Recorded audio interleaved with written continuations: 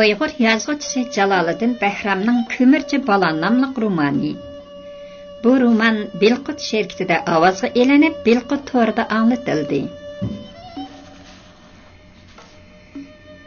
Süzük asmanda alqandahmu bulut görünmekti. Bir top kepteler orman üstüne bir aylandı da kent tarafga uçup ketişti. Quyosh Iran daryosining u qanotidagi ibtidoiy o'rmonlar iznalariga bosh qo'ygan bo'lib, uning qipash chechilgan sho'lalarida daryo suvi benafsharang unchilardek vilqlashga boshladi. O'rmondan har xil gul-giyoh, yov mevalarning hidi gupildab dimoqlarga urilardi.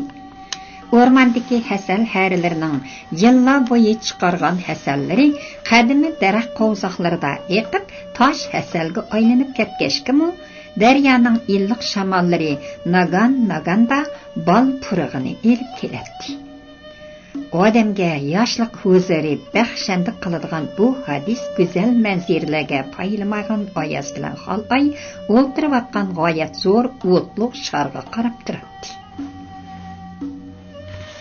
Oyoz, bir ish bor edi, deyishga tilim bormayotdi.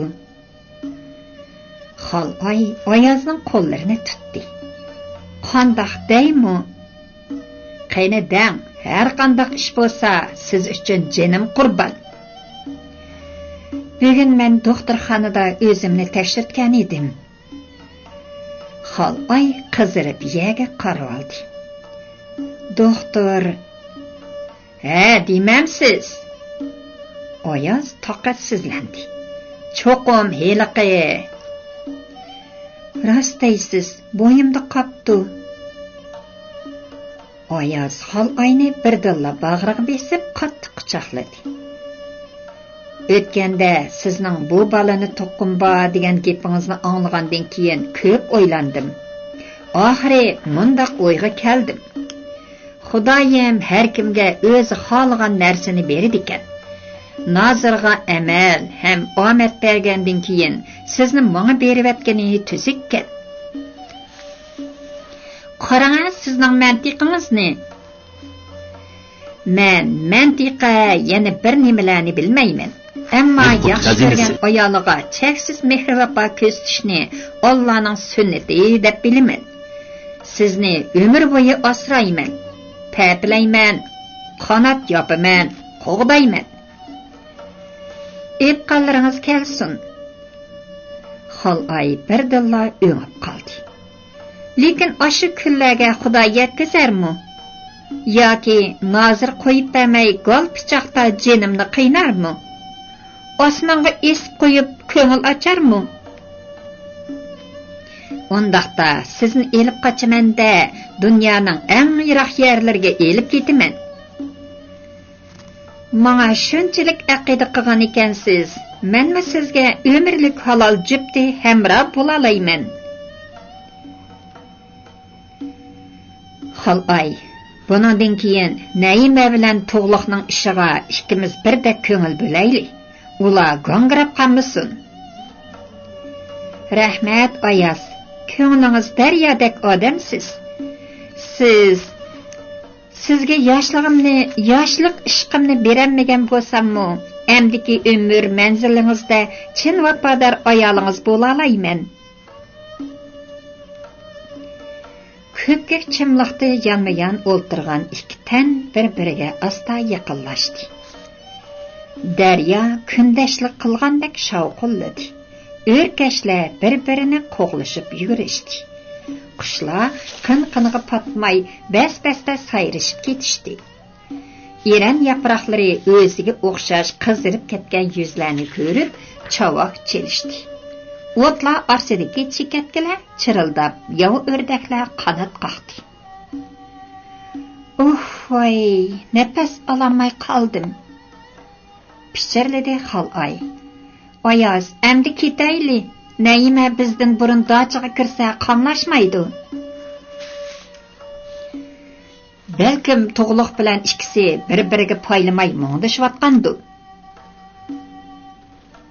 Ayaz bilan xal ayning o'ttirsida mushu gaplar bo'linayotganda Tug'luq Naimani bag üstang bo'yida uzitib qo'yayotdi. Naima, hargiz ko'nglingizga olmang, dedi Tug'luq qizilliq ilkida. Dadam undaq odam emas edi. Nima bo'lganligini men bilmadim. Tug'luq, ko'nglim tuyib turdi. Dadangizda cho'qim bir o'zgarish bo'ldi.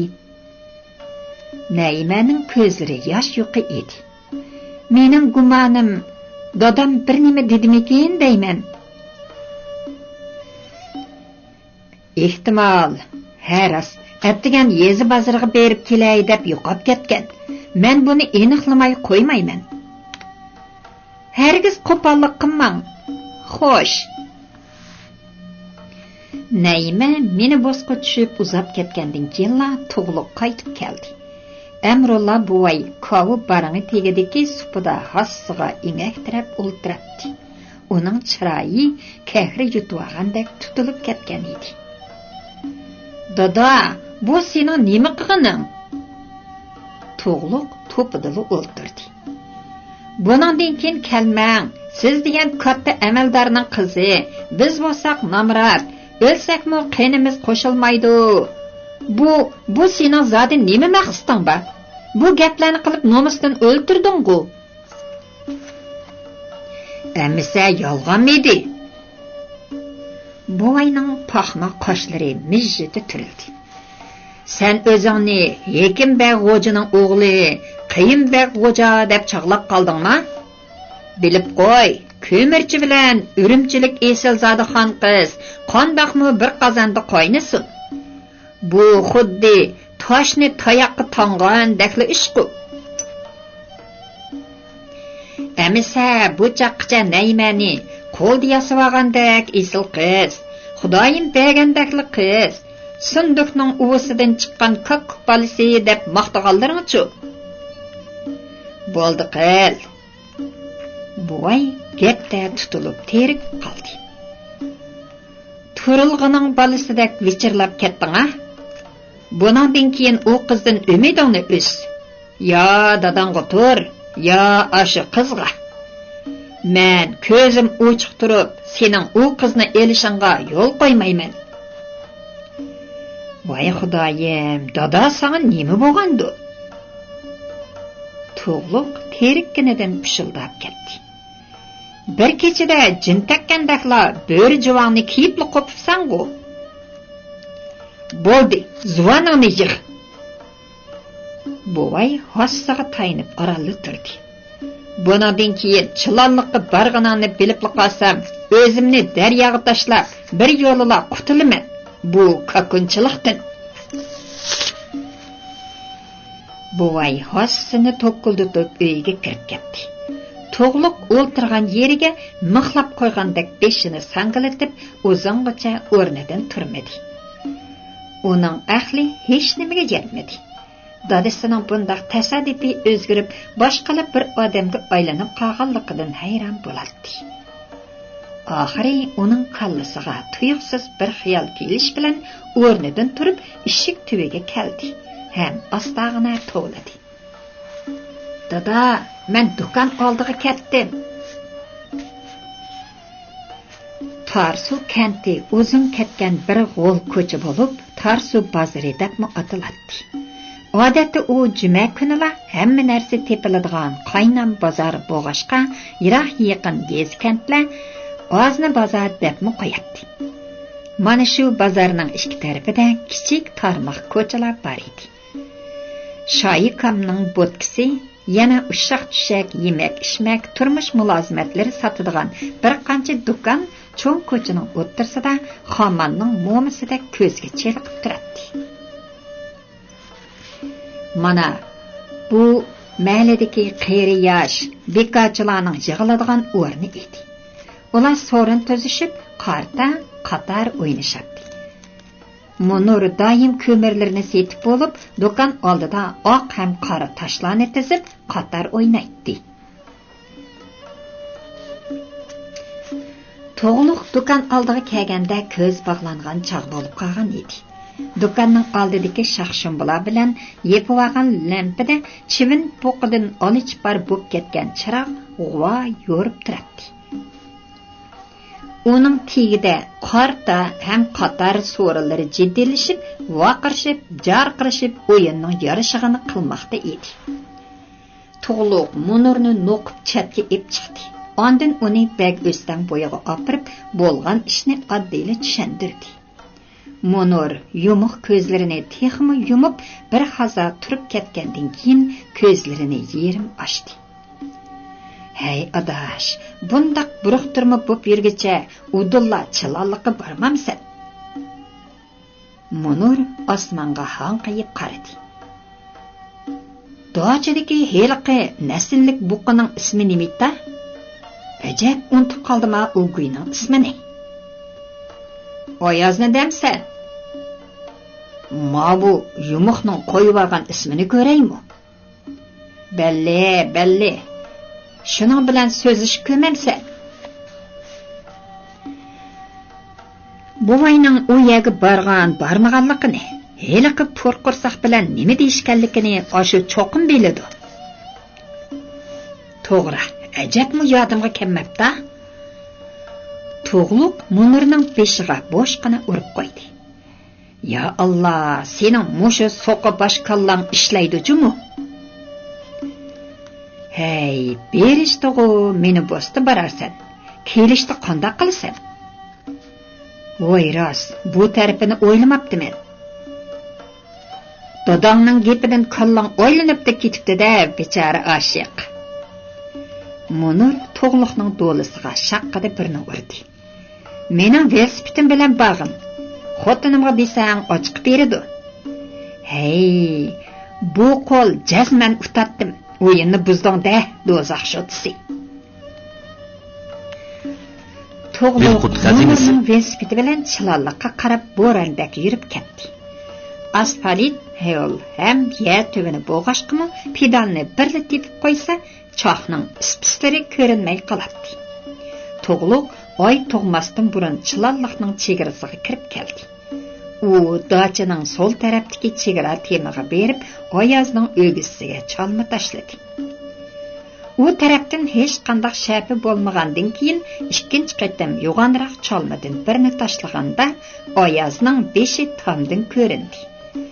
Ammo mushu chaqda Tug'luqdan ansirab qolgan Amrulla buvay osisini to'qildirib do'kon oldiga keldi. Bu yerdagilar Munur ikkisi bag o'stan tarafga ketgan deyishdi.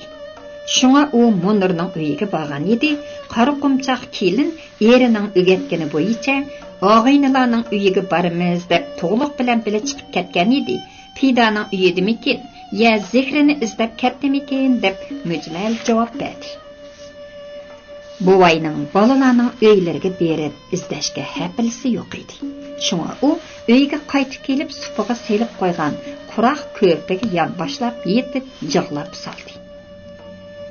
Ras, bu yig'a uning yurak bag'rini o'rtab, xuddi qiyondak yamrab keldi-da, u esada bo'g'ilib, o'zini zodili tutib olmadi.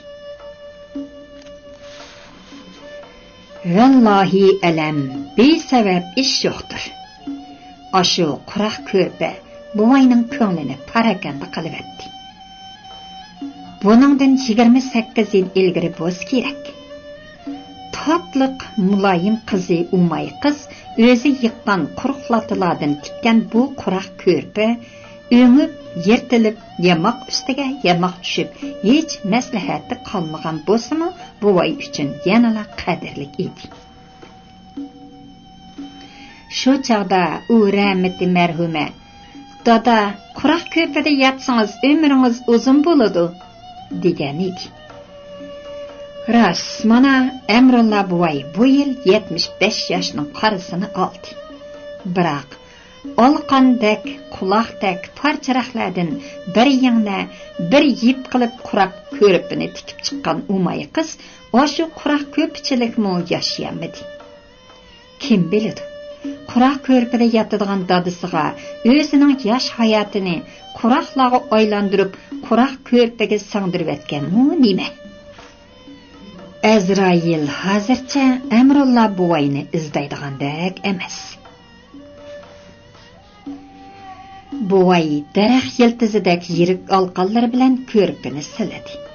Silagan seri ko'z yoshlari qo'riq bosgan yuzlaridan serilib, to'kilib, oppoq soqollarini yo'l qilibdi. Uning yoshlariga ayoli Donam Mumay, qizi Umayning dard hasratlari, bu dunyoda yetilmagan orzu armonlarining qon zardoblari orlishib ketgan. Amrul buvayning 10 balasi yo'q. Aşı bir talla jigari bor edi. Haq taala farzandga kelganda bu oilaga shunchalamu bexillik qilgan bormi? Rast bermadi emas. 2 o'g'il, 1 qiz berdi. Biroq o'zi berib bo'lib, paylamay yana ep ketdi. Oxirida bergan tog'ar qiqindisi Umay tug'ilib, bu oilaga xuddi shu qadri nuri tushgandek xotin ikkisi qavatli xo'sh bo'lib ketdi. Balaning 40 suyida 40 to'qash yiqib, 40 balaga tarqitib berdi. Bir tal to'qach, bir o'chim tatliq turum olgan balalar mahalla yugurishib, o'z sepiga qaytilgan do'stini bir xudodan tilab qo'shiq aytishdi. Allah özün kudretlik, biz namını kıldık yat, verdin bizge umayni, barçı bala bulduk şart. Toşdi bugün 40 suyu kuyuldi, bizge yana bir kanat qıtılgandek tuyuldi. Aramızda ey bolsun elip ketme umayni, rahmin kelsun anaga, yetim kılma atını.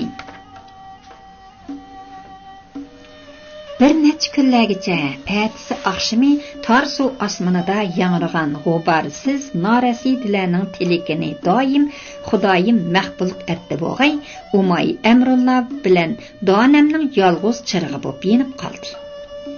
Umay yavash, muloyim, sodda qiz edi. U o'rta maktabning 2-yilligida o'qiyotgan chig'ida qizil chiqqan bahona bo'ldi-da, qizil yonmay o'qishdan qaytib qoldi. U ota-onasining bir dal tavariki bo'g'ashqa ko'ziga qarab deganini qilib beradi. Qo'l ikida bar dehqon qizlarimi kiyinmaydigan kiyimlarni Umay kiyadi. Chehri sut quyib bo'yaqqan to'qashdek oppoq ham yumaloq. Lavlari 2 tal qizil marjonni potirib qo'ygandek umoq. Burni iqib tushgan navat suyidek pokiz. Qayrinli kirpikli ko'zlari kulib o'tiradigan bu qiz Sahraning guli edi. Afsus, bu gulning 20-bahori kech kuzning sovuqida ushibga uchirdi. 1970-yili madaniyat zo'r inqilobidagi qalaymaqonchilikqa xotimi berilib, inqilob jarayonida urush chiqish, bulash talash, o't qo'yish, odam o'ldirish qatorliq jinoyatlarni sodir qilgan 3 xil odamlarning adibini berish bosqichi, birga zarba berish, 3ga qarshi turish harakati boshlandi. Mamlakat bo'yicha inqilobni tutib ishlab chiqarishni ilgari surish xizmatiga yordam berish uchun joy-joylarga xizmat guruhi avatildi. Yuqoridan kelgan kadr Turdi Hasan Tarso'ga belgilanib, senpi kurash qopqig'ini echish xizmatiga yetakchilik qildi. Hujjat, material o'rganish, tahlil, tanqid, o'ziga tatbiqlash, qalb topshirish bosqichlari orqali bir qism dehqonlar tortib chiqarilib, inqilob punkti bo'lib qoldi. Ularning ko'plariga 2 yurak degan qalpoq kiygizilib, adabi berildi. Shahar yoki sahra yezlar bo'lsin, xeyli ko'p oilalardan eng bo'lmasa bir odam 1962-yil 29-may vaqasidagi qoch-qochda Sovet tuprog'iga o'tib ketgan edi. O'tib ketmagan taqdirdimi, u tarafda urug' tuqqan qom qarindoshlari borlar ko'p edi. Mana endi holva yegan qutuldi, tovoq yalgan tutuldi bo'lib, vatanga o'zining sadoqatini bildirib qilib qolganlar Turdi Hasanning nazarida 2 yurak senpi dushmanlar bo'lib qolgan edi. Tarsu boshlang'ich maktabning o'qituvchilari gumonliq unsurlar deb qaralg'ashqa kurash qilish, tahlil, tanqid maydonlarida xotira yozish, anzi turg'izish qatorliq ishlarda 20 yoshlik Umay bo'lsa, Turdi Hasanning kotibi bo'lib qoldi. Turdika, men bu ishni qilmayman, dedi Umay bir kuni qalamini jaqqada ustalga qo'yib. Qo'rqid ekanman. Nimadan qo'rqid ekansiz? Siz masala aniqlayman deb kechalari dehqonlarni akirib urdi ekansiz. Ahmaq qiz, bu degan inqilob. Turdi Hasan o'ttirdan bo'lingan chechini barmoqlarida tarab qo'ydi. Moshundaq inqilobda o'zingizni cheniqtirmasangiz, men sizni Urumchiga qandoq elib ketaman? Qosqus, paqpoq urib ketsangiz, Umay yig'laverdi. Mening yuragim selib og'zimga tiqilib qoladi ekan. Chunki siz inqilob bo'ronlarida cheniqmagan. Mana bu sizga fursat. Inqilob avangardlaridan bo'lsangiz, ondan Urumchining siyosiy havosiga moslasha olasiz. Turdi Hasan ishxonada bekor qolsa, Umayning Husn Jaalaliddin Bahrag'ach Urumchini maqtab beradi. U bog'chalar, egiz binolar, oliy maktablar, asfalt yo'llar, oyog'i uzilmay qatnayotgan har xil avtomobillar, madaniyatlik turmush qatorliqlarni maqtag'ili tursa, Umay ingak tiriginicha kecha bir vaqt bo'lib ketganini to'ymay qoladi. Voy xudoyim, Turdika, gapingizga qiziqib o'ltiraveribdiman. Qarang soatni. Umay ustaldagi chikildab turgan soatni ema qiladi. Men qaytay, dadam opam xop bo'lib ketadi. Ahmaq qiz. Bilqut xazinasi. Turdikam akilib qo'ydi desangiz, gap qilinmaydi. Yuring, men sizni opirib qo'yay. Kündüzleri eshaklar hangrab, otlar kishnab, kalalar mo'rab, dehqonlar varqirishib, jarqirishib yuradigan Tarsu kenti kechalari to'limi jimjit bo'ladi. Faqat zaif, g'ingshib, qulqonga urilgan pasha ko'mitilar odamni bezor qiladi. Nagan-naganda yo'lni kesib o'tgan kirpi tikanlarini dingaytib, qo'g'illiqlarning cho'naklariga kirib ketsa, qushlar uyquliq churuqlab qo'yadi. Nədendir yiroqlardan goh anglanib, goh yo'qaydigan mo'ngluq naqshi ovozi yuragingdagi koni piraqlarni esinga selib, ko'zlaringni lip-miliq tuzsiz yoshlarga to'ldiradi. Turdika, unda qilmang-a. Umay Turdidan yiroqlashib mangdi. Ajab sat turdi ekan. Siz qachonmi Urumchining madaniyatini o'rganarsiz? Dedi Turdi qizning to'lg'an belikidan ushlab. Urumchida qiz yigitlarning hammasi mushunda qo'ltiqlashmag'idi. Buni patroshkalab mingish deymiz. Men undaq madaniyatga ko'nmaydi ekanman. Ko'nmasangiz, Urumchiga borsangiz, chenib qolasiz. Men Urumchiga bora olmaymanmi? Nemishqa bora olmaysiz? Mana men o'zim opiraman. Turdi Hasan qizning ballaridan siliqqini quchoqladi. Umay, men sizni yaxshi ko'rib qoldim. Meni sahroliq to'mpay ko'mamsiz? Tarsuning nerisini ko'migan bu sahro qizi uchun Urumchi rostlar rivoyatlardagi jannatdek bilinadi. Uning bu qiziqish, sodda intilishlarini ko'rgan Turdi Hasan Urumchiga elib ketaman, Urumchida o'qitaman degan yamchuk bilan uni o'ziga rom qilib oldi. Ham bir necha qitim uyga kash qaytgan Umayni bag o'stan bo'yiga opirib, yangi madaniyatga ko'ndirishga boshladi. Mart oylari oxirlashib, aprel kirish bilan dehqonlar aldirash bo'lib ketadi. Yer og'dirish, so'ram selish, terish, sug'urish, cho'nak tatish, o'g'it yetkashdak dehqonchilikning rosa qotilangchilik mezgili boshlandi. İnqilab ba'zan kechaları elib berilgan bolsa-mı, asosiy jihatdan ishlab chiqarish tutildi. İnqilab avangardlari 1-2dan guruhi bo'lib ishlab chiqarish atratlarida dehqonlarning terish, sug'urish, o'g'it yetkash ishlarini tutdi. Umay bilan Turdi Hasan ma'lum atratga mas'ul bo'lmay, Tarsuni umumyuzlik nazorat qiladi. Şuna ularning qayerga berib, qayerda turayotganligini hech kim bilmaydi. Amrulla Donamla qizning xizmat guruhisida ishlayotganligidan mamnun edi.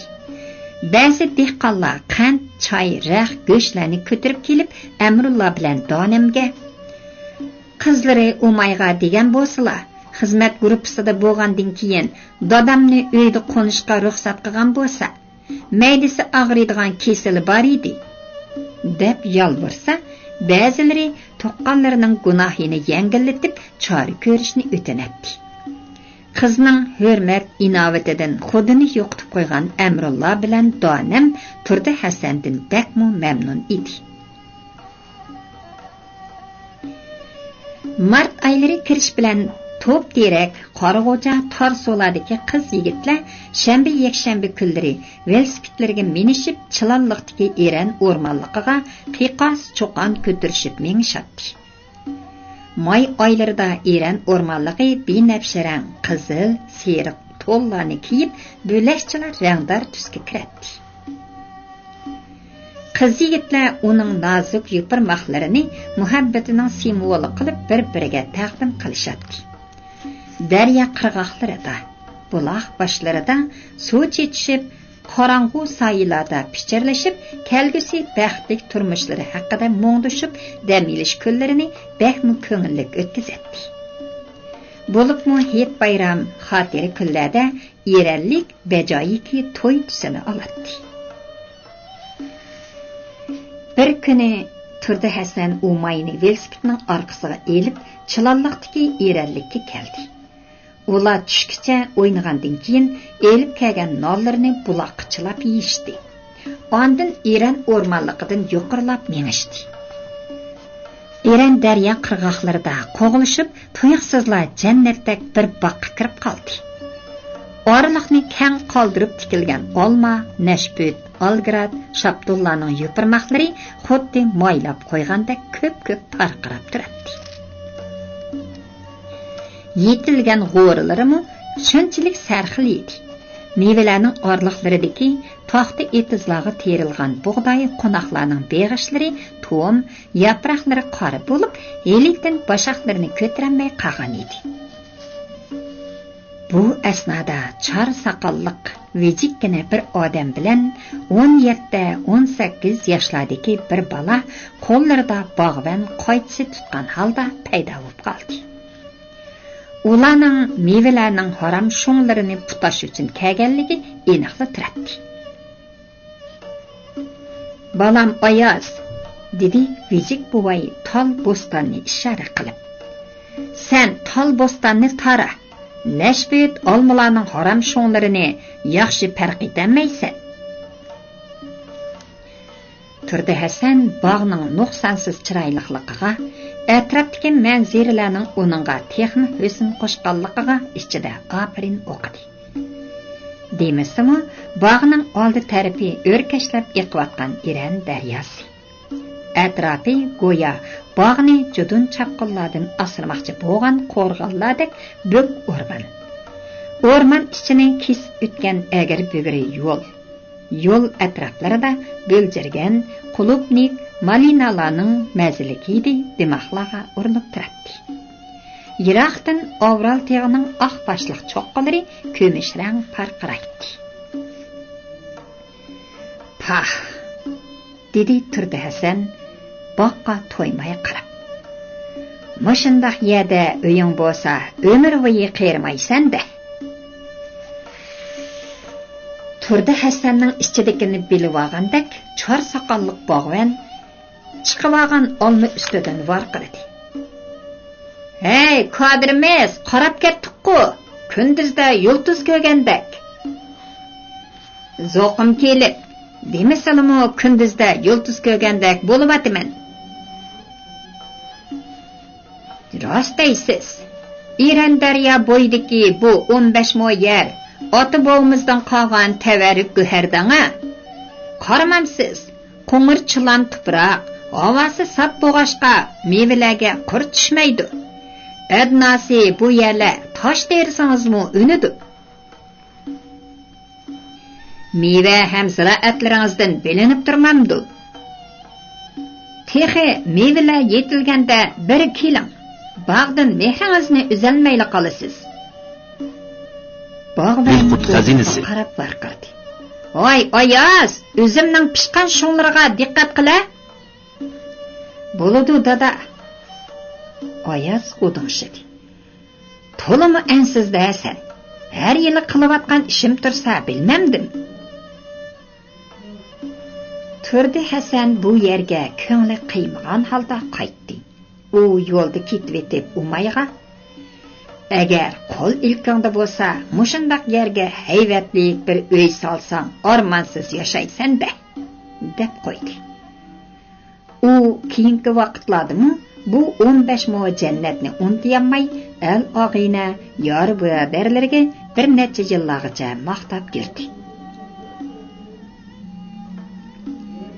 Bizning İran daryo sahilleridagi yezi sahrolar may oylaridan boshlab ashundaq chiroyli bo'lib ketadi, dedi Umay Tarsoga qaytib etib. Bizning Tarso kentimizni mu ko'rgansiz? Ko'rdim. Turdi Hasan velosipedning orqasidagi Umayga qayrildi. Lekin chiroyliqda sizga yetmaydi. Aski. Umay Turdi Hasanning dimbisiga boshqani mushladi. Ras, may oylarining o'ttirlaridan boshlab Tarsoning edir qirlari, layla qozoq, seriq chechak, ko'k gullari bilan turkinib ketadi. Hatto ko'z yetgisiz ko'p bug'doy zarliqlar orasida echilib ketgan qip-qizil layla qozoq gullari ko'k osmondagi yulduzlarni esga soladi. Daryo bo'ylari bajoyiki bir surat edi. Mahmaldak sahillar tavlanib turardi. O'rkashlab eqiyotgan suv quyosh nurida uncha majandak yaltiraydi. Daryoning u qanot ham bu qanotidagi ziriq, qarqat, oliqat, jig'an qatorliq tikanlik to'qayliqlar, o'rmonlar, eran ko'chatliklari yeyilib yotadi. Suvning o'ttirlaridagi yap-yeshil orollarda ot, kola, qo'ylar o'tlashib yuradi. Tarsodan daryo bo'yiga tushib ketadigan chig'ir yo'l o't-cho'plar orasida yotgan o'lik yilonga o'xshaydi. Edir g'olida bir tip Iran darxi bo'lib, Turdi Hasan kunduzlari Umay bilan ana shu Iran tuvida saydab yetishadi. Iran tuvidagi yumshoq, misl qilin ham egiz o'skashkimi ularni ko'rish mumkin emas edi. Turdi Hasan shishidek pokiz osmonda parvoz qilayotgan lochinga qarab o'ngdisiga yotadi. Onunğa qarab yandı yatgan Umay bir tal o'tni uning burun teshiklariga, bo'yinlariga, quloq orqasiga tekkizib kulmoqda edi. U Turdi Hasanning so'l quloqining ostidagi bodamdek qip-qizil holini ko'rib qoldi-da, asta siladi. Turdikka, bu holingiz qizil gulga o'xshaydi ekan. Sizmi qaysi bir guldan kam omrig'ib? Kechalari bak o'stan bo'yidagi so'gatlikda obdalli ko'ndirilgan Umay bu pinhon Iran ostida Turdi Hasanning qonmay suyishlariga, quchoqlashlariga, u bu yerlarni mujushlariga qarshilik qilolmadi. Ham shahvani nafsining hayajonida hasirab ketgan Turdi Hasan Umayning ko'zlariga talmirib qaradi. Yuzlari qizarib ham o'pdida eslib ketgan Umay "Yanima?" deb pichirladi. "Hech nima bo'lmaydi. Bir qaytim." dedi Turdi Hasan hejiyib. "Siz meni olaman, Urumchiga opirib o'qitaman degashga o'zimni bulg'udim." deb yig'laverdi Umay. "Ammo keyin yana varsangiz, oldingizda o'lib beraman." To'g'ridan a, umay, ondaq vafosizlik qilsam, Xudomi kechirmas meni. Mening shundaq o'qug'im bo'lg'ashqa sizni cho'ng ko'may tegay dedim. Bo'lmasa menga shahardanmi elchi kelgan. Kunlar haftalar oylarni qo'g'lashib o'tmoqda edi. Bir kuni kechasi Turdi Hasan bilan Umay bag o'stan bo'yida uchrashdi. Qizning umoq chehri tatarg'an bo'lib, kayfiyatimi chegish ko'rinadi. Turdika qo'sqimda qapti. Qiz yig'layapti. Qandaqmi qilaman endi? Nima? Qo'sqimda qapti? Turdi Hasanning qo'llari turmoq qalpirlarni titrab ketdi. Men sizga pul beray. Mana tuting. Turdi Hasan qizning qo'liga 20 so'm tutqazdi. Shaharga kirib oldirib eting. Qizning ko'zlari yaltida olaydi. Oldirib etgan bilan ish tugamdi. Uningdan ko'ra elchi kirgizing. Darhol to'y qilib olaylik. To'y? Turdi Hasan cho'chib ketdi. Hey ahmoq qiz, tashkil meni xizmat guruhi qilib avatgan. Xotin elib, uy tut deb avatmagan. Amsa bu balani Umay qursog'ini imo qildi. Qanday qilaman? Sizmi ketaman davasingiz? Darvaqa bu chog'da mamlakat bo'yicha joy-joylarga tushgan xizmat guruhlarining qaytirib ketish buyrug'i chiqqan edi. Turdi Hasanmu har kuni xizmat guruhi bosh shtabidagi birodarlarga telefon berib ting-tinglab yurib-atadi. Umay, tugman tarafdan 2 odam kelyotdi, dedi Turdi Hasan Umayning belikidan ushlab turib. Bu haqda keyin paranglashaylik. Oradan hafta o'tdi bo'g'ay, Turdi Hasanga qaytish uqtirishi kelib qoldi. Lekin u Umaydan o'zini qochirib yurib-atadi. Bir kuni Umay inqilobni tutish ishxonasiga kiribla o'llik yig'layapti. Agar boshqa turgin qizlar bo'lgan taqdirda yuqoriga arz qilman, idoranga berib boshliqqa deyman, so'lit aytaman deb g'ovg'o ko'targan bo'ladi. Lekin bu yavash, muloyim, sodda sahro qizi o'zining yuzining to'kilishidan ansirab o'lishga rozi bo'ldiki, undaq beshamlik qilolmaydi. Lekin Turdi Hasan Umayning yig'isidan qattiq ansirdi. Albatta, boshqalar kirib qolsa, nima deb tushundiralaydi? Shunga u bugun kech soat 10larda bag o'stan bo'yiga chiqing, debla uni ishxona bo'sag'isida uzitib qo'ydi. Turdi Hasan ketib bo'lg'icha biror chatoqning chiqib kelishidan ansirdi-mu, ish qilib u degan vaqtda bag o'stan bo'yiga yetib keldi. Qiz to'la yig'lab, ko'zlari qizirib, qopoqlari ishib ketgan edi.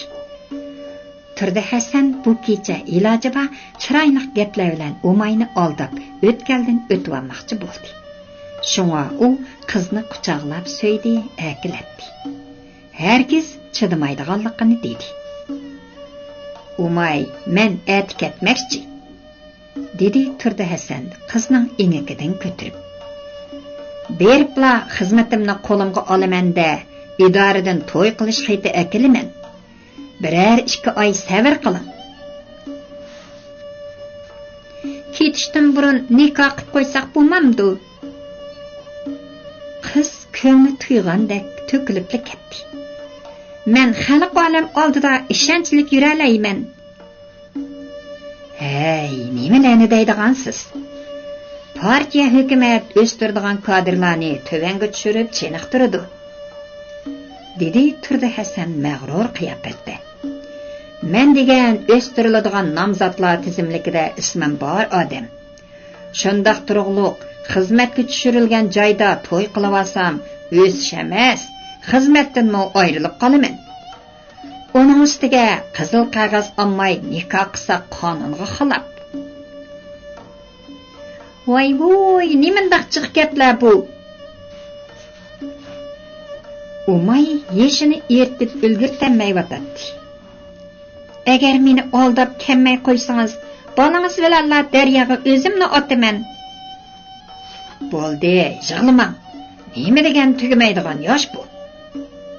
Amisi qanday qilaman? Meni kuting. Qarang, bu nima? Turdi Hasan ko'nglik yaqisiga qo'lini tiqib, yeshil yipak yipga o'tkazilgan so'z havarang kahrava tumarni elib, qizning bo'yniga esib qo'ydi. Bu momamdan qolgan tabarruk. Hargiz yettirib qo'ymang. Meni kuting degan quruq so'skani Umayning og'ziga selib qo'ygan Turdi Hasan bir ketgancha yo'qoldi. Kunlar, yillar asr bo'ldi. U bag'ri toshning xabari bo'lmadi. Umayning ko'z yoshlari yiltisiz buloqlarda qurib tugadi. Ko'zlarining nuri o'chib, yo'llarni g'uva ko'rdigan bo'ldi. Acaba Umaydak sahra gulini heliqa qora ko'ngil do'zaxi nima qilib qo'ydi, ha? Bargan seri yo'g'inavatgan Dilqut xazinasi hassa romanlarda tengib yurgan Umay ota-onasidan o'zini qochirib yurdi. Biroq og'riqni yashirsang o'lim oshkora degandek, uning qursiqi 4 oydan eshib qolganda opisi Donam sezib qoldi. Amrullah kechicha etizga suv olganda Donam qizini zamchiga bosdi. Lekin Umay yig'lashdan boshqa hech nima deyolmadi. Donam qizini urdi, tilladi, qog'idi. O'zini o'zi qachatladi. Ammo chiqqan ko'z o'rniga kelmagandek qon chiqirgan bilan bekor edi. Bir kuni kechasi Donam o'rinda yetib turib, Amrullah Tambirga bu ishni aytdi. Ko'zlari jondek yo'g'inab, chiroyi sup-sur bo'lib ketgan Amrullah o'ltirib etaman deb qo'liga paltini elib oldi. Donam uning putlariga esilib yolvirdi. Dunyodagi barliq yaxshi gaplarni qilib yelindi. Hatto meni o'ltirib ochiqlarni chiqarsizlar dedi. Uning bechora yiqul mo'min onikum holatini ko'rgan odam emas, malaikalarning ishchi serilib ketdi. Hey Darixa, ayol kishi bo'lmoq, bo'libmi ona bo'lmoq nima degan tasa?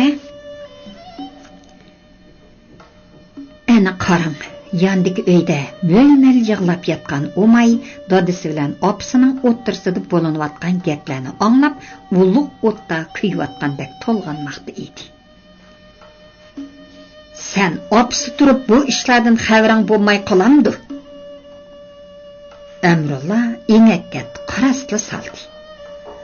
Ona degan bo'yga yetgan qizi bilan sirdosh, mungdosh bo'ladigan-ku, hey g'urilday. Xabarim bor dadisi. Umayning u odam bilan to'y qiladiganligidan sizlarning mu xabarlarida bor, dedi Donam tizlangan peti. O'zlari bo'ptilar, o'qitaman degandan keyin o'zini cho'ng bo'lsa-mu berayli degan tilg'u. Hey, o'larman g'urilday. U degan musulmonchilikda bor ish. Vaqirdi Amrullah.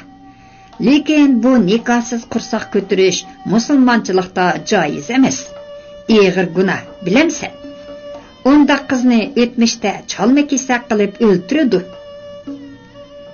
Amsa qanday qilamiz? Donammu un selib yig'lamoqda edi. Silimi bo'pti degashga Umay u odam bilan nega berib nima ish qilganlarini deb bersa, menmu bo'ptilar to'y qilgandan keyin deb sal qarabdiman. Mana amdi. Hey, kolva g'uralday. Amrullah Donamning peshonasidan o'qibdi. Qizing hamma ishlarni sana maqtanib deb berganda, mushundaq sharmanda bo'lishni o'ylamadingmi? Әмрулла білән Данам дәталаш қылып таңму сүзіліп қаған еді. Ула Гөңшеға, үрімчідегі чоң орынлаға әріз қылмақчы болышды. Лекін дәрхаллы ялтайды.